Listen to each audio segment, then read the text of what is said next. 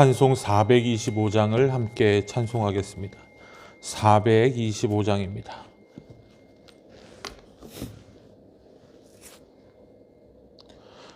주님의 뜻을 이루소서.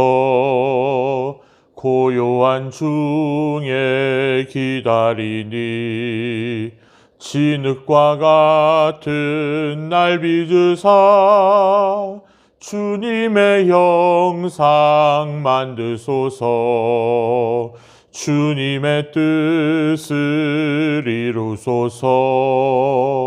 주님 발 앞에 엎드리니 나의 맘속을 살피시사 눈보다 희게 하옵소서.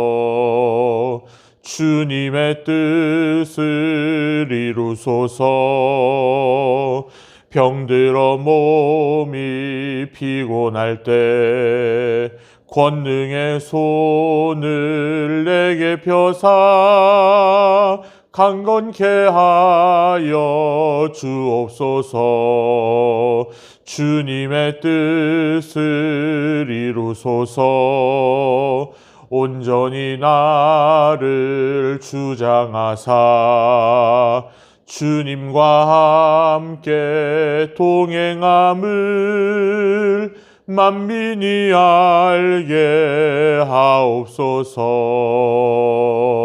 아멘. 사도신경으로 우리의 신앙을 함께 고백합니다. 나는 전능하신 아버지 하나님 천지의 창조주를 믿습니다. 나는 그의 유일하신 아들 우리 주 예수 그리스도를 믿습니다. 그는 성령으로 잉태되어 동정녀 마리아에게서 나시고 본디오 빌라도에게 고난을 받아 십자가에 못 박혀 죽으시고 장사된 지 사흘 만에 죽은 자 가운데서 다시 살아나셨으며 하늘에 오르시어 전능하신 아버지 하나님 우편에 앉아 계시다가 거기로부터 살아있는 자와 죽은 자를 심판하러 오십니다. 나는 성령을 믿으며 거룩한 공교회와 성도의 교제와 죄를 용서받는 것과 몸의 부활과 영생을 믿습니다. 아멘. 오늘 이 새벽에 함께 나눌 하나님의 말씀 욥기 21장 말씀입니다.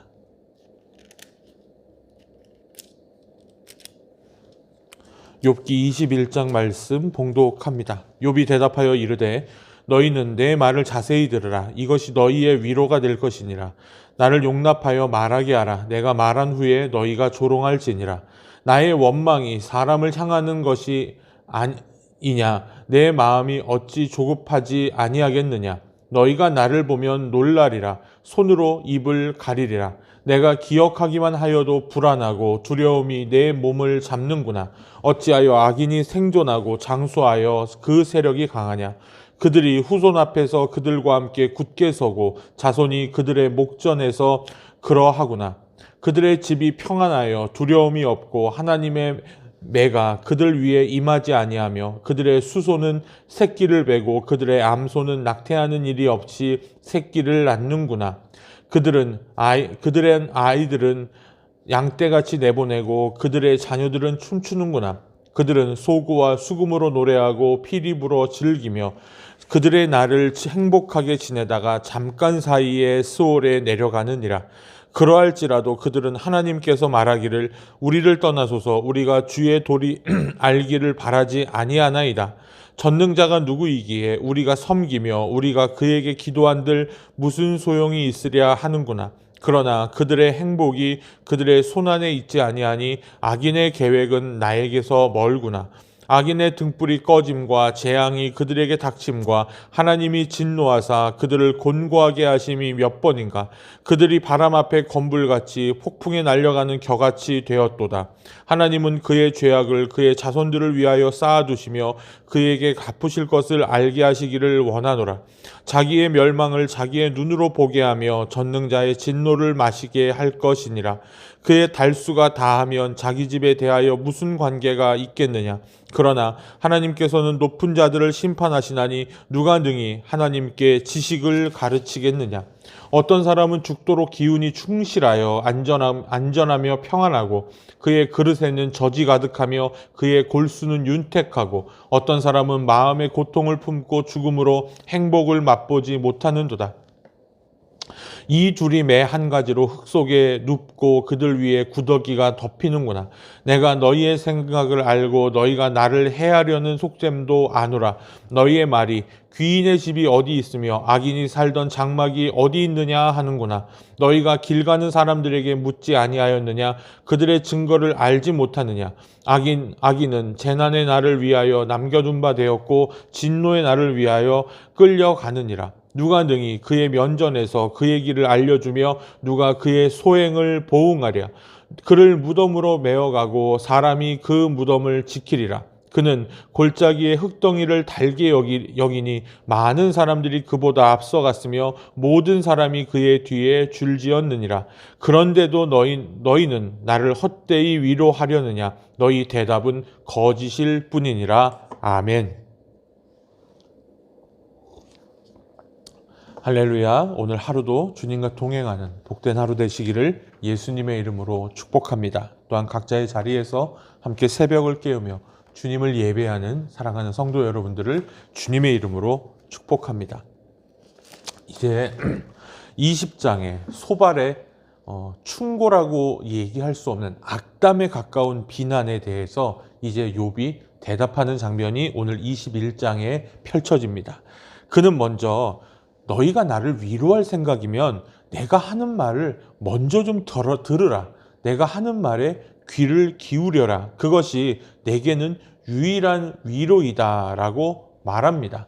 심리학자들이 흔히 말할 때 위로의 기본으로 가장 중요한 것이 공감적 듣기라고 하거든요. 그의 말을 먼저 들어주고 그와 함께 공감해 주는 것이 아픈 일을 당한 사람, 슬픈 일을 당한 사람에게 가장 좋은 위로가 된다라고 말합니다.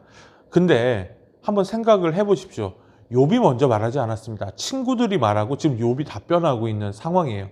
욥이 내가 생각하는 일들을 이렇게 얘기를 하면 그래, 그래도 그래, 네 말 그래, 무슨 말인지 알겠어. 그래, 위로해주고 이렇게 보듬어주고 토닥토닥 해주고 이 상황이 아니라 친구들은 자기들이 알고 있는 그냥 상식을 그대로 그냥 이야기하고 있는 것들 뿐입니다. 소발과 친구들은 욥의 말을 마음에 담아 듣지 않고 그들이 하고 싶은 말만 하고 있는 것입니다. 소발에게 응답하면서 욥 자신이 그렇게 괴로워하는 이유는 자신의 불행 때문이 아니라 더 큰 문제가 있다라고 얘기합니다. 오늘의 핵심은 바로 그 더 큰 문제예요. 자식들이 죽고 재산들이 다 사라지고 이제 자신이 몸이 정말 너무 아파가지고 이제 기왓장으로 몸을 긁고 있는 이 상황에서 이것이 내 불행보다 더 큰 문제가 한 가지 있다라고 오늘 욥은 이야기하고 있습니다. 앞에서 소발은 악한 자들은 반드시 하나님으로부터 심판을 받고 망하게 되어 있다라고 말했습니다. 욥은 현실은 그 반대라고 반박합니다. 악한 사람들도 늙도록 오래 번성하면서 번영을 누리고 하는 일마다 형통하고 자손들과 가축까지도 번성한다라고 이야기합니다. 또한 그들은 평생 그렇게 누리고 즐기다가 아무런 고통 없이 무덤으로 내려간다고 이야기하죠. 그들을 거룩하고 바르게 살라는 하나님의 말씀을 외면하고 욕망을 따라 살아간다라고 욥은 얘기합니다. 그럼에도 불구하고 그들이 하나님으로부터 징계받는 일을 본 적이 없다라고 욥은 얘기하는 거죠. 너희의 말이 맞다면 악인들도 분명히 악인들은 다 심판을 받아야 되는데 그거는 어찌 된 일인지 악한 마음을 품고 남의 것 뺏고 거짓말하고 이런 사람들을 번영하면서 자식들 잘 낳고 재물들도 번성하고 그렇게 살다가 죽는 사람들이 부지기수인데 너희들 이론이 너희들의 그 조상으로부터 내려받았다던 그 믿음의 공식이 다 세상에 적용된다면 그들도 살아남을 수 없다는 얘기죠. 어떤 사람들은 악한 자가 살아 생전에 징벌을 받지 않는다면 하나님이 아버지의 죄를 그 자식들에게 갚으신다라고 19절에 말할 것이라고 이야기합니다. 이 말에 대해 그러니까 하나님께서 그 사람이 죄를 안 받으면 그 자식들이라도 죄를 받을 거야 라고 얘기해요. 근데 욥은 이것에 대해 굉장히 정확하게 진단합니다. 이 말에 대해 욥은 인정할 수가 없습니다. 왜냐하면 후손에게 조상의 죄에 대한 징벌을 내리는 것 자체가 정의롭지 못하다는 거죠. 무슨 연좌제도 아니고 그래서 이것 자체가 후손에게 조상의 죄를 내리는 것이 정의롭지 못하다는 겁니다. 그뿐 아니라 그것은 현실의 악한 상황에 아무런 변화도 주지 못한다라고 얘기합니다. 또한 현실을 보면 행복과 불행은 무작위로 발생하는 것처럼 보인다고 욥은 이야기합니다. 욥은 친구들이 자신을 위로하려는 것이 아니라 괴롭히려 하고 있다라고 느끼고 있습니다. 조상 때로부터 전해져 내려온 믿음의 공식을 따라서 자신을 악한 사람으로 규정하고 있기 때문이죠. 욥은 세상 견문이 더 넓은 사람의 말을 들어보라고 권면합니다. 그들의 말을 들어보면 악한 자들이 죽을 때까지 온갖 축복을 누리고 사는 일은 세상에 너무나도 흔한 일이라고 말합니다. 소발과 친구들은 세상사를 마치 다 알고 있는 사람들처럼 세상 일을 단정하고 이제 욥을 단죄하고 있지만 그들이 진리로 알고 있는 것은 이미 현실과 동떨어져 있다는 사실을 직시해야 된다는 사실을 오늘 욥은 이야기합니다. 사랑하는 여러분, 욥은 자신이 느꼈던 답답함과 분노가 단지 자신이 당한 불행과 고통 때문만은 아니었습니다. 그는 자신이 당한 일을 통해 현실의 부조리에 대해서 드디어 눈을 뜨게 되었다는 겁니다. 그동안 번영과 축복을 누리는 동안에는 자신만의 성 안에서 갇혀서 세상사를 있는 그대로 보지 못했습니다. 그냥 남들의 불행이 내 불행도 아니고 남들이 심판받고 남들이 하나님이 이렇게 섭리하는 일들이 관심이 없었어요. 그저 그냥 내가 잘 먹고 잘 살면 되지. 우리의 삶도 그렇지 않는가? 오늘 말씀을 보며 생각해 봅니다. 그런데 그가 당한 불행을 통해 그를 가두고 있었던 성이 무너져 내려버렸고 욥은 비로소 세상사를 이제 있는 그대로 보게 되었습니다.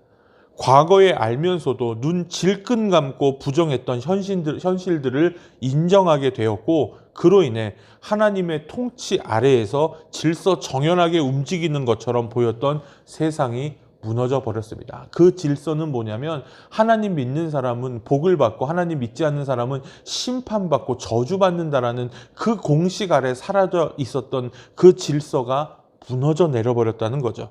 이제 잿더미에 앉아서 온몸에 난 상처를 긁으며 세상을 돌아보니 세상사와 인간사가 뒤죽박죽 엉망진창이라는 사실을 이제 직시하게 된 겁니다.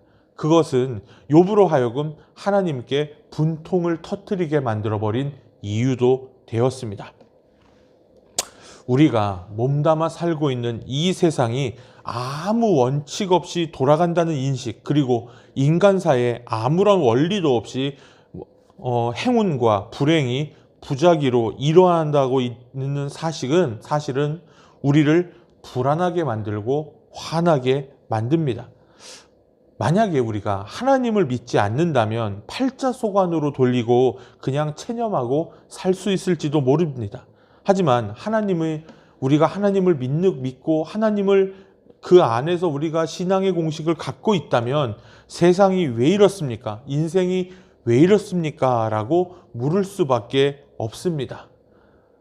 삶이 그대를 속일지라도 노여워하거나 낙심하지 말아야 되는 이유들 너무나 많은데 우리의 삶이 너무나 부조리하거든요. 저 사람은 사기치고 거짓말하고 악한 일을 일삼는데도 저 사람도 잘 되고 저 사람의 회사도 잘 되고 저 사람의 자식도 잘 되고.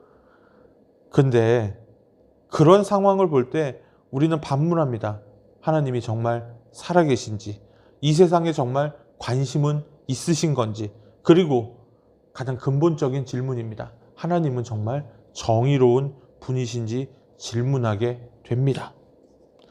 그런데 우리가 살면서 하나님이 하나님됨을 인정하며 살 수밖에 없습니다. 악인들의 번성은 잠시뿐입니다. 우리가 인생을 1, 2년 사는 것도 아니고 우리가 수십 년, 100년 안에 그 기간을 사는 동안 우리가 인생들을 통해 발견한 것은 하나님께서는 그 모든 일에 관심하시고 섭리하는 것뿐입니다. 단지 내 상황 때문에 하나님을 마음대로 만들어버리고 하나님을 마음대로 생각해버리는 일이 벌어졌다는 거죠. 한때 한국교회에 이런 책이 유행했습니다. 가계에 흐르는 저주를 끊으라. 쉽게 얘기해서 가게에 흐르는 저주를 끊으래요. 그냥 쉽게 얘기해서 예수 안 믿는 집은, 그 논리로 많은 사람들이 예수 안 믿는 집은 저주받은 집이라고 막 이야기했습니다. 근데 여러분, 우리 삶에는 뾰족한 답이 없습니다. 스탠리 하워가 얘기한 것처럼 우리 신앙은 해답을 갖고 사는 것이 아니라 해답이 없어도 살아갈 길을 찾고 배우고 살아가는 것입니다. 그래서 우리는 때로 이 해답 없는 삶을 살아가기 때문에 때로 좌절하고 때로는 분노합니다.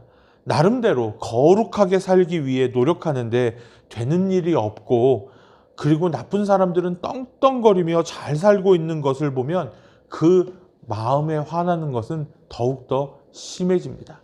그러나 여러분, 한편으로 그런 생각하지 않으셨나요? 하나님은 믿는 자들만의 하나님이 아니라는 겁니다. 우리가 창세기를 강의하면서도 하나님께서 계속 강조하시는 것이 뭐죠? 모든 민족의 하나님이라는 사실을 하나님 스스로 계속 이야기하고 있다는 거죠. 악인일지언정, 죄인일지언정 모두 다 구원받아야 되는 사람들임은 분명한 것입니다. 오히려 악인이 당장 망하지 않는 이유는 그들에게 한 번이라도 더 구원의 기회를 주시기 위한 하나님의 은혜임을 우리는 기억하고 살아야 될 것입니다. 믿음의 공식 아래 우리 하나님을 두지 맙시다. 우리의 생각대로 당연히 나는 하나님 믿으니까 잘 되고 저 사람은 하나님 안 믿으니까 저주받을 거야가 아니고요. 모든 이들이 구원받는 것이 하나님의 뜻이라면 당장에 우리가 좀 어렵고 저 사람이 번성하는 것 같아도요, 여러분, 사람이 죽는 것은 정해진 것이고 그 이후에는 분명하게 하나님께서 우리 하늘나라에서 하나님 보좌 앞에 심판받을 날이 오게 될 것이라는 것이죠. 그것이 진짜 삶입니다. 우리는 우리가 알지 못하는 더 영원한 삶을 살게 될 것인데, 그 심판대 앞에서 악인과 하나님을 믿는 의인들이 어떻게 평가받을지는 이미 말씀 가운데 다 써져 있다는 거죠. 그래서 여러분, 눈에 보이는 것이 전부가 아닙니다. 그 악인들을 위해 분통을 터뜨리지 말고 그들의 영혼을 위해 기도하는 진정한 성도의 삶을 살기를 바랍니다. 바로 오늘은 그들에게나 나에게나 하나님께서 하나님께서 나에게 주신 귀한 구원의 시간이기 때문입니다. 그것이 우리의 믿음의 공식이 되길 원합니다. 늘 예수 구원 선포하며 예수님의 평안과 은혜를 전하며 삶으로 살아가는 성도 여러분 되시기를 주님의 이름으로 간절히 축원합니다. 기도하겠습니다. 살아계신 아버지 하나님, 감사합니다. 오늘도 하나님의 은혜가 우리 사랑하는 성도들의 삶 가운데 넘치게 하여 주시고, 하나님, 우리가 악인들의 번성과 그들의 오만함을 담지 아니하고 오직 하나님을 믿으며 살아가게 하여 주옵소서. 하나님, 우리 하나님은 모든 이의 하나님이십니다. 모든 이가 구원받기 원하고 모든 이가 죄에서 벗어나 하나님의 뜻대로 살아가기를 원합니다. 하나님, 그래서 오늘은 하나님께서 우리에게 주신 귀한 구원의 시간입니다. 하나님, 이 골든타임을 놓치지 않고 주님 믿어 모두 다 구원받을 수 있도록 인도하여 주옵소서. 오늘 하루도 아버지들의 삶이, 어머니들의 삶이, 자녀들의 삶이 복되며 저들의 삶을 주님께서 인도하시고 주장하여 주옵소서. 병으로 인해 신음하는 우리 성도들 있습니다. 허리와 어깨와 팔목과 하나님 배와 많은 부위들이 아파서 고생하고 있는 우리 성도들에게 하나님, 저들의 육신도 마음도 치유해 주시고 하나님의 평안이 우리 사랑하는 모든 샘물의 가족들 위해 넘치도록 부어 주시옵소서. 오늘도 주님과 함께 동행하기를 소망하며 예수님의 이름으로 간절히 감사하며 기도하옵나이다. 아멘. 하늘에 계신 우리 아버지여, 이름이 거룩히 여김을 받으시오며 나라가 임하시오며 뜻이 하늘에서 이루어진 것 같이 땅에서도 이루어지이다. 오늘 우리에게 일용할 양식을 주시옵고 우리가 우리에게 죄 지은 자를 사하여 준 것 같이 우리 죄를 사하여 주시옵고 우리를 시험에 들게 하지 마시옵고 다만 악에서 구하시옵소서. 나라와 권세와 영광이 아버지께 영원히 있사옵나이다. 아멘. 오늘 하루의 삶을 주님께 맡기며 함께 기도하겠습니다.